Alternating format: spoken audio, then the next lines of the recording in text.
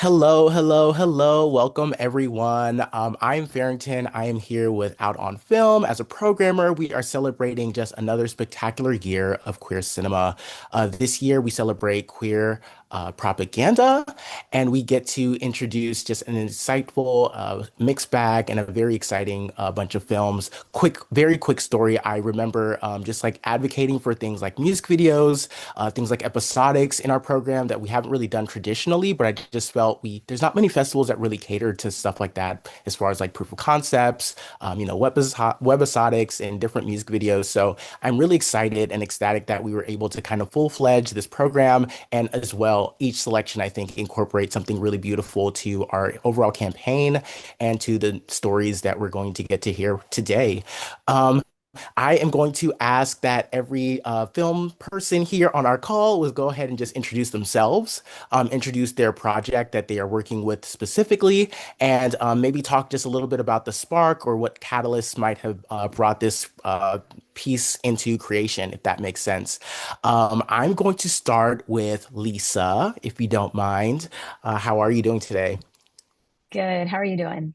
Amazing. Good. Hi, I'm Lisa Cordileone. I'm with Proof of Concept for a TV series called Committed. It's inspired by true events surrounding the Lavender Scare. Interestingly, I started studying the Lavender Scare like just out of the pandemic back in like 2021. So where we are today in our country and what happened back in the 1940s and 50s, um, very relevant, are paralleling one another. Our past is coming back to meet us. But what sparked it was during the pandemic, spending a lot of time alone, and started to think about women in isolation and people who are shut out from society. And this idea for a woman who was committed came along, but then I delved into the Lavender Scare. So that's where it led me to. Yeah. Thank you so much, Lisa. No, the Lavender Yeah. Scare is a great, amazing little tidbit. I think there's like a great piece of history that I didn't know anything about. So I thought, wow, thank you for bringing that to the light. Thank you so much. Magnus, if you wanted to go ahead and introduce your project and talk just a little bit about kind of the spark between Until Tomorrow. Yes. So my name is Magnus Riise, and I'm an artist and kind of through that also a filmmaker. But I released a EP that was a visual EP, and this music video Until Tomorrow is one of those sort of chapters in that. And for me, it was I kind of wanted to tell sort of almost like a love story, but entirely through a very intimate a moment, a sex scene essentially. But for me, it was also important that with so much more queer sexuality represented on screen that a lot of the time I feel like it's very much told through a very hetero lens. It's like we need to understand who's the man and the woman. So I really wanted to kind of challenge what sort of authentic queer intimacy looks like, and also comment on this idea of how this sort of, not being afraid of intimacy, but also how a lot of that intimacy can still feel very lonely. And that's sort of the duality of what that music video touches on together with the song. Amazing. Thank you, Magnus. Yes, your music video I thought was very bold, very creative. It definitely was an eye catcher for our committee, and we thank you for sharing that story and even some of the undertones that I think the film and end up kind of picking up and perceiving. So, thank you, Magnus. Thank you. And then Monta, how are you? I'm doing wonderful. How are you? I cannot complain. I'm super excited. Do you go ahead and tell us just softly introduce yourself and give us just a little bit about the spark and kind of what brought this piece to the forefront for us? Okay. So my name is Monte Bowens Jr. I am the executive producer and founder of Geneva Entertainment Studios. We created a project called Inclusify. So Inclusify, it really deals and homes with celebrating queer dancers and artists. It was a concept that was originally supposed to be a live performance for Atlanta Black Pride, but we kind of molded it into a music visual. And it really hones in on self-expression, really showing uh, the differentialities of queer personalities. So like showing masculine energy, feminine energy, and also, in the beginning it includes art as well, um, because each of the dancers in the first piece, um, the colors that they had on their bodies, it demonstrated their personalities. So it was very focused on self-expression. Thank you. Thank you. No, I loved one of the cast. I think the cast was something that really stood out. It felt very intentional. And that's maybe a question, next question I want to add just to the audience, because I think everyone might have some input on that, was just talk about casting and finding talent for your piece and kind of collaborating on that end. Yeah, if you wanted to also, Martha, I know you mentioned just about Black Pride Mhm. specifically. Yeah. So originally it was supposed to be a boy and a girl's cast, and that was supposed to be for the live performance. But we couldn't be able to do the live performance, so we had to switch it up to doing the visual. And when we did the visual, I really wanted all the men to be shirtless and have body paint. I was very strategic about that, but I knew with women, they couldn't have their shirts off, so we had to switch it to an all boys cast. Um, and I think with casting, we had like a couple of things we had to try out, but I think all in all, like maybe within 3 months, we like settled down with casting. Um, I actually started casting people, well, not casting people, but casting the producer. I found him on Instagram. He's also the choreographer for the project. So when we came together, it was like both of our ideas just formed, and yeah, everything was like authentic. Everyone just came in like very like with full on intentions. No, thank you so much. I think that double question as well there. Magnus, you as well. I know you have some very interesting casting going on in your film. Could you talk just a little bit about that?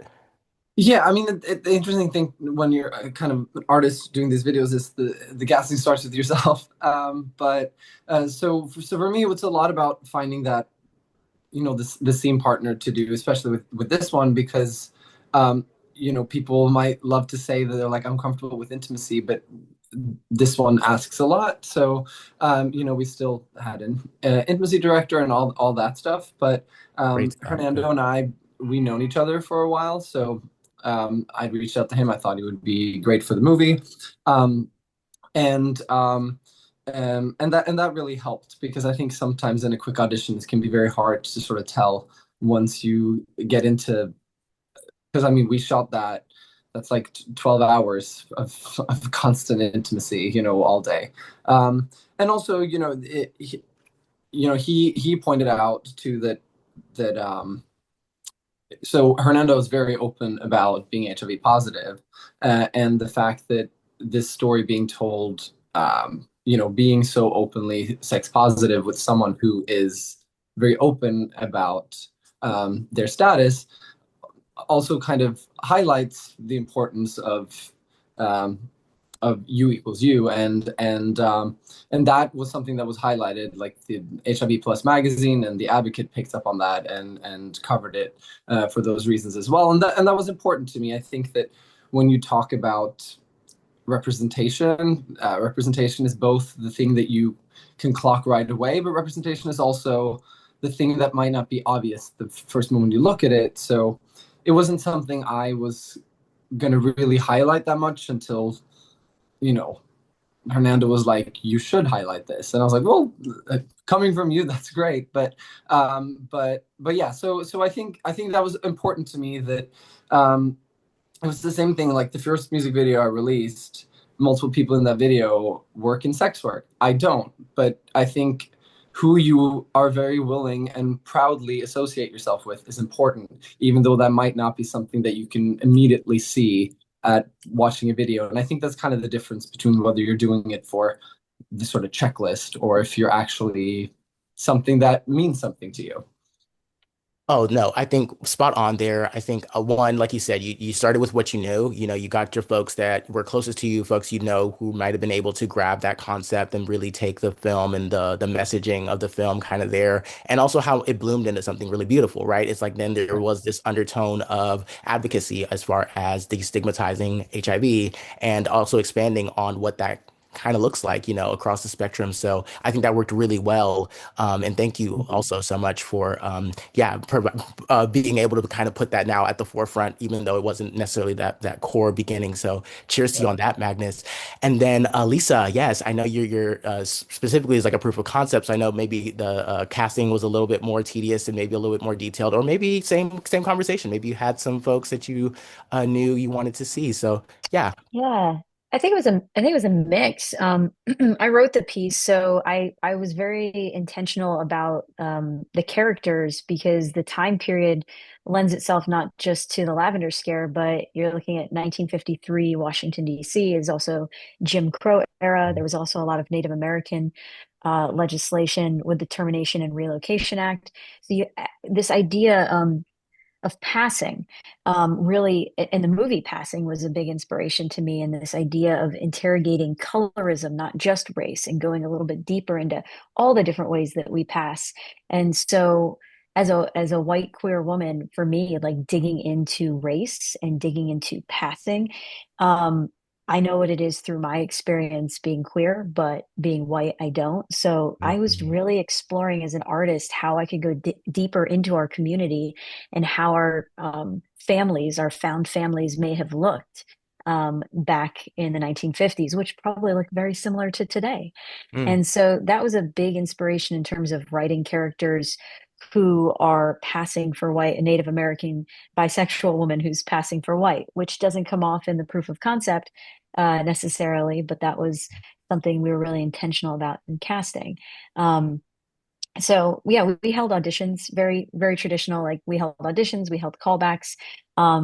And yeah, we had a great group of actors and that read for things. And to Magnus's point, like I wrote it as a piece. It started as a piece for me as an actor to work and it's always become so much more where you get the opportunity to just go to work with people, like Monta said, like who authentically you can connect with. And it just, you know, you just kind of fly. You just kind of go when it feels right.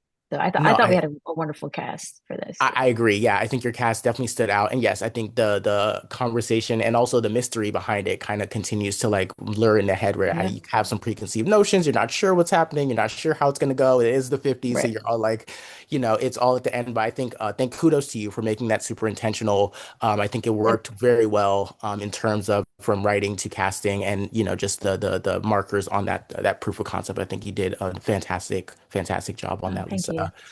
Thanks. My last question for you all is this year, our theme is titled Queer Propaganda.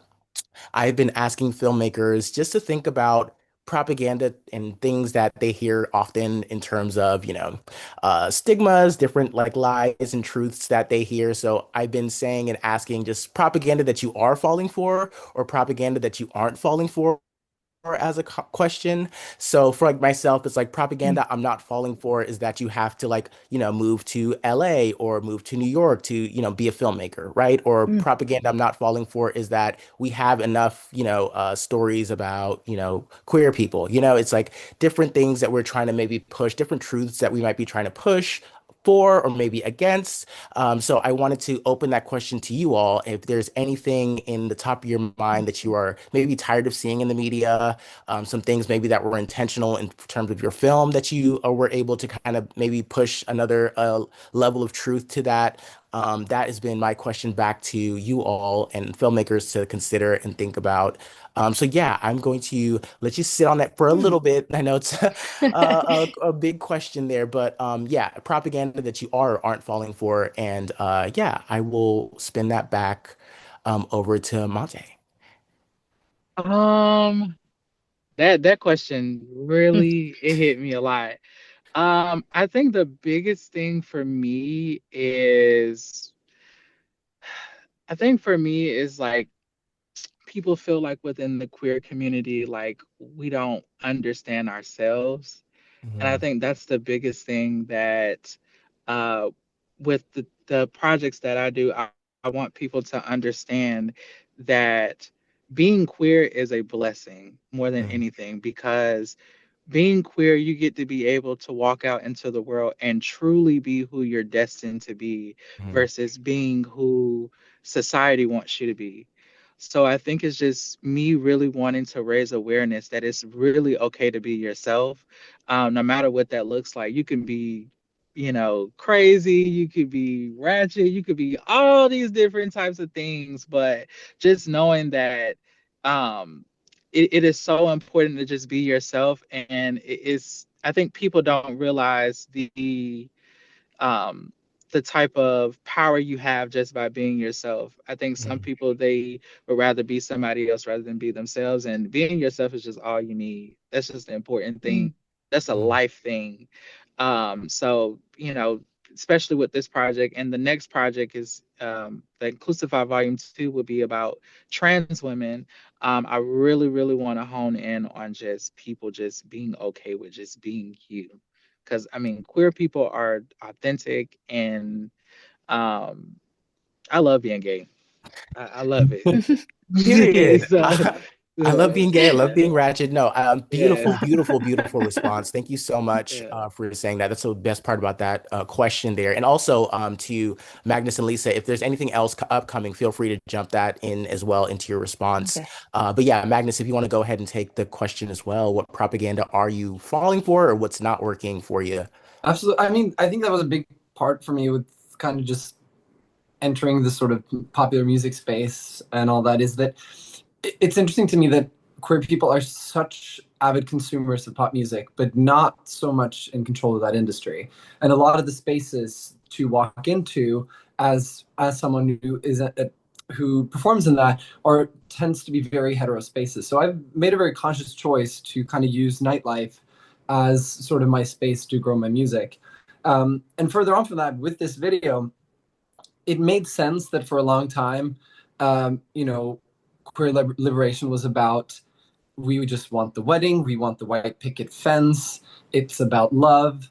But to me, it's like, it's about sex. It's always been about sex and about love. Those, one does not cancel out the other. And I think we've had, for a long time, we had to package what we wanted as the Mm, most palatable version to a hetero society. And so for Mm. me with this, like with this video, I wanted to be like, no, it's not about we're just like you or we're the same, but our love falls a little bit different. It's all of it, because I think the danger is the sort of pull the mm, ladder up behind you kind of thought process, which is something we certainly see with certain gay people mm, towards trans people. It's like, no, no, they give you your rights, so now you got to help them get theirs. So, and I think it's similar when people live or operate in an environment where you can go, I'm basically a straight person. I'm just in a same-sex relationship. And there's nothing wrong with that. That's great if that's what works for you. But if you use that to then sort of push the hate onto the ones who don't fit so much into that mold, then I Mm. think you're just doing exactly the same thing that people did towards you just earlier on in history. So for me with this, I was like, I wanted it to be unapologetic. You know, I have amazing parents, they're very supportive, but then they first saw it, they were like, this is very out there. And I said, you see this on Grey's Anatomy every day. It's just straight people. But I'm like, you have been conditioned to think that gay sex is, um, it's raunchier, it's dirtier. So it feels like it needs to have a, you know, a more strict rating on it. But I'm like, they do this in the broom closet on Grey's Anatomy for what, 21 seasons. So I think for me, this idea that gay love and gay sex, or queer love and queer sex, go hand in hand, and they always have been, and that should be unapologetic. I thank Mm. you, thank you, thank you. Those are great words, Magnus. Very- Um, Lisa, we anything you want to advocate for, stop hearing? How do you take mm. that spin on queer propaganda? I feel like I've had the most time to think about it and am still figuring out what to say. I mean, I'll one quick comment on what Magnus said. Like, there is something really interesting about creating stories that are palatable to Mm, a straight audience while also welcoming and inclusive to our own community at different levels in different mm, ways, because there's a hierarchy within our own community that's a microcosm of society itself, and we all know what that hierarchy is. mm. So. That's why I'm so interested in sharing a mixed race, queer, bisexual, trans family, because everyone existed. We all existed, and it looks very similar to today. And something I've always kind of had a hard time with at film festivals, at queer film festivals, is all the women go to the women's movies because there's women's movies, and all the men go to the men's movies because there's men's movies. And in the past 5 to 7 years, there's been trans movies, so we go to those. So it's just such a divide in our own community as Mm. well. It's very interesting. I understand why. But I think, as there's more nuance over time and we create more stories, we can be more inclusive with one another. I think, to Magnus's point, over time. Um, my I'll just say quickly, the propaganda, I don't know if it's propaganda, but we're developing this as a TV series. So to shoot 6 1-hour episodes of Committed. And I would just say that even though it does feature 6 queer characters, um, they can't be who they are. They can only Mm. be who they are at times. They can never fully be who they are. And so it's an American story. It's an American history story. It's an American family. So to me, I want it to be both palatable to our own community and to a wider audience. And I would say that filmmaking um, doesn't have to happen in LA or New York. It can, and I've lived in Chicago and LA for many years, and it can definitely happen, but it can also happen anywhere. And to create our stories, I think there's more than one business model to create Mm. our stories, to finance our stories, and to distribute them.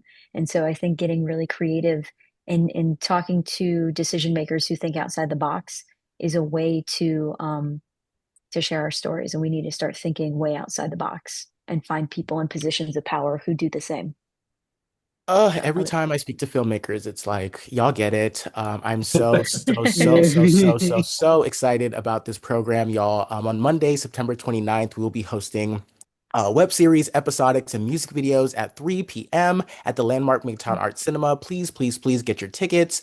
If you might not be able to visit here and be here in Georgia, we do have some streaming and online availability shortly after that screening.